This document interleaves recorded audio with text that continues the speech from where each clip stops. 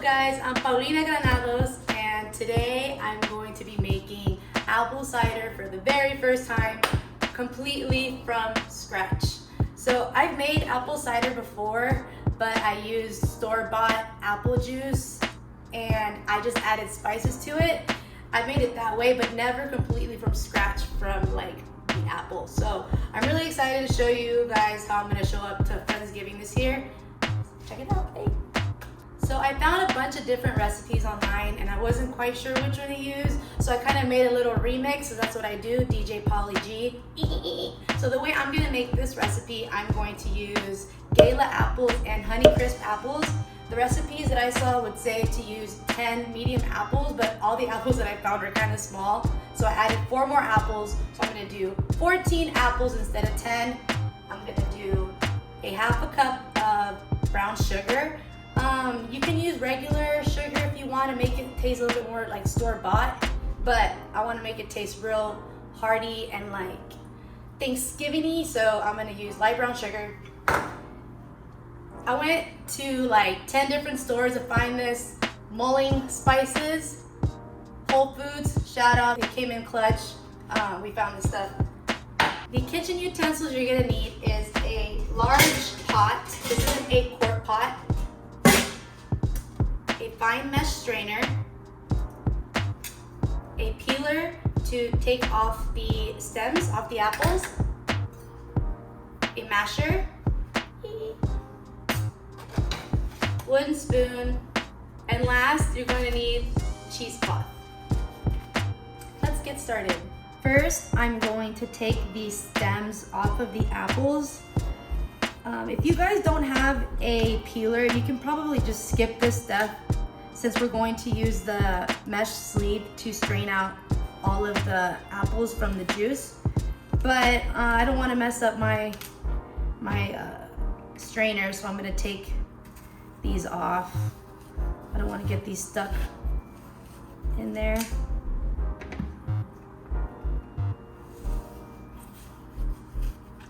Do like a little circle motion like that. Oh wait, it wasn't that smooth that time. Oh God, there it goes.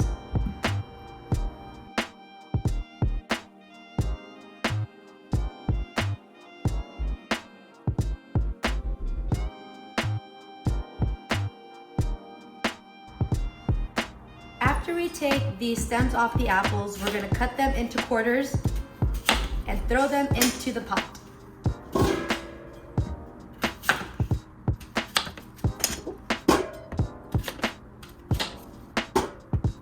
It's okay if you leave the seeds. Like I said, we're gonna be straining everything out later anyways, so the seeds are a little bit more of a task to take out than the stems, so don't gotta worry about them.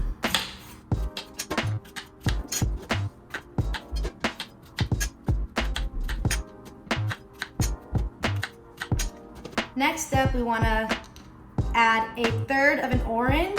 I actually do not know how to cut a third of an orange, so I'm just gonna eyeball it. I'm gonna say this is about a third. That's about a third right there. Whee!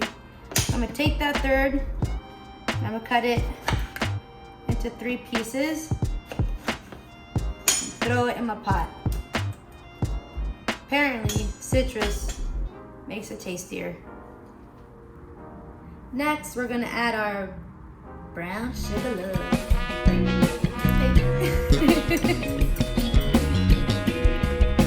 Okay. Now we're going to make a spice bag out of cheesecloth. So we're going to cut off a 4 by 6 inch piece of cheesecloth, and I'm going to add about half an ounce of my mulling spice.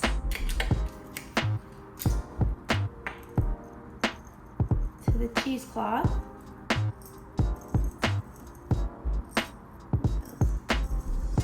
Alright, cool. And then I'm going to make like a little bag. And usually you use twine to tie it off, but since I don't have twine, I'm using that same cheesecloth strip to make, oops, make a knot. Ta-da! Next, we add the bag to our mix. Now we add a gallon of water or 16 cups of water. Put your pot on the stove and turn the stove up to high heat and bring the apples to a simmer while stirring occasionally.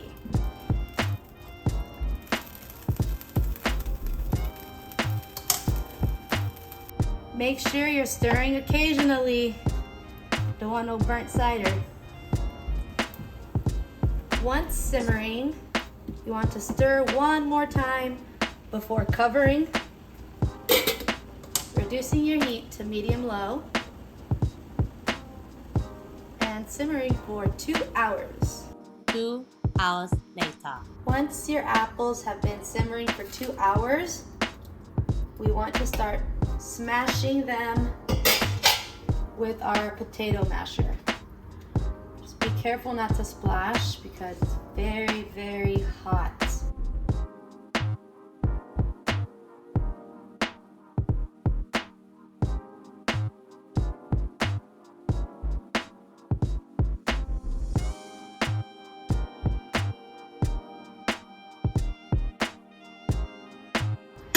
After you've smashed your apples, you want to cover and simmer for 1 more hour. 1 hour later. Our apple cider is finally completed and it made the whole place smell so good. Can't wait to show you guys. Okay. Ooh, ooh, ooh, ooh, ooh. I highly recommend getting a bigger pot. This was an 8-quart pot. You should probably get a bigger one. Okay. Time to strain all of this apple mush. Sounds like it wants smush mush. So we're gonna use the back of the spoon to like get all the juice out of there. Like that. I didn't have a big enough pot, but you of course want to get a big container to strain this into. I'm just going to be using this smaller pot.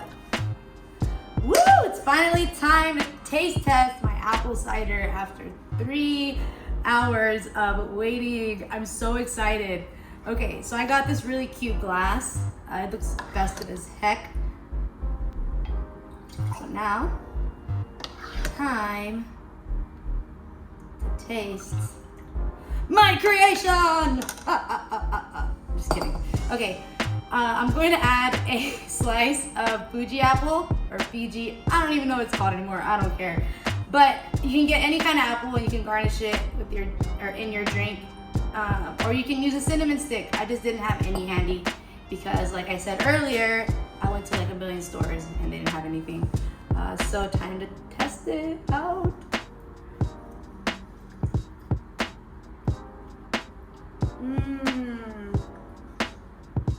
Oh my god, guys, that's so freaking good. It screams Christmas and Thanksgiving and everything festive and happy. No, for real though, it's really, really good. I was reading online, some people like to add more sugar. I thought it was perfect with what I put in there. Also, some people online were talking about taking the skin off of the apple because it made it bitter. So I actually selected apples that don't have bitter skin. I find that Honeycrisp doesn't have bitter skin and the Fuji apple doesn't have bitter skin either. So I use both and it works perfect. It's not bitter at all. And it's very time consuming to peel apples, so just leave it on. It's just as good. So I also had like a lot left over. I put it in this little jar and you stick it in the fridge for like 5 to 7 days max, and you can just drink it cold like that, or you can warm it up in the microwave or on the stovetop and drink it warm during the holidays. It's a perfect drink to take to a holiday party, and if you like to party, you actually pair it up with your favorite alcohol. People seem to like whiskey, so whiskey and cider is what we're doing this Thanksgiving.